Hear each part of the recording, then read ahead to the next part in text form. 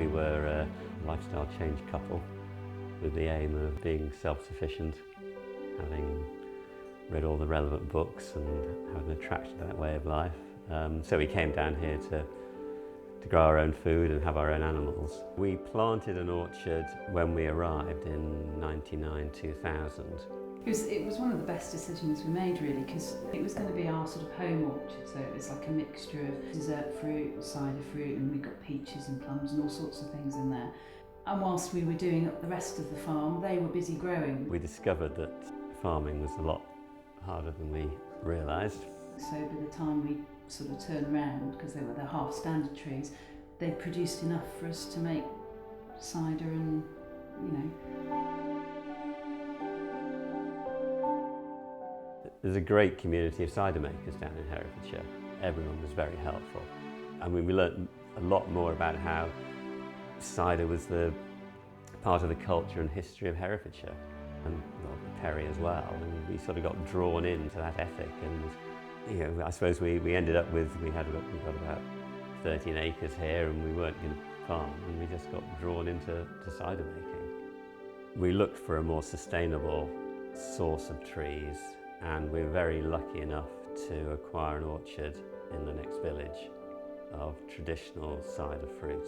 And I think that has been the foundation of our cider business, really.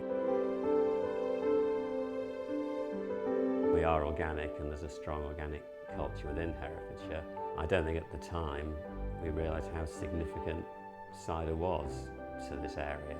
Once you become more commercial, you've got to sort of get yourself known. When we started off, I must have done the first couple of years about 30-35 markets or shows, and one kind or another each year. We've got to know loads of people, you know.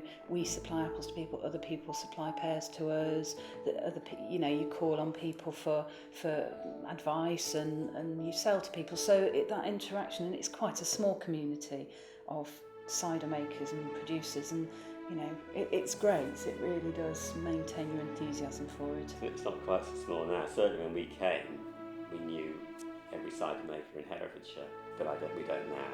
And there's names that come up that I don't know at all, which is good. I mean, it's a reflection of a number of things, but it's good that there's a lot more interest in making the product and getting it out to the wider world.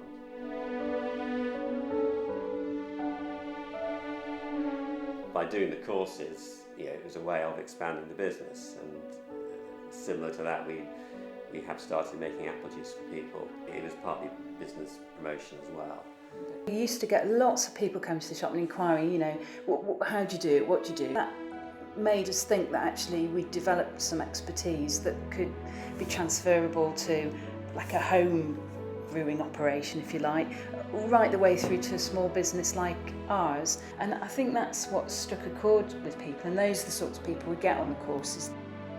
I think our underlying philosophy is to do it as simply as possible, and we also like to be as non-interventionist as possible in what we produce. We press it in a traditional press. We pump it into fermentation tanks, and then we leave it and let it do its own thing. We do not add sulphite, we do not add pitch yeasts, we just use wild yeasts.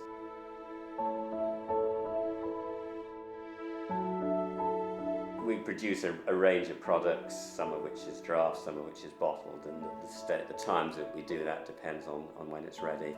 The art of a good cider maker is in the blending.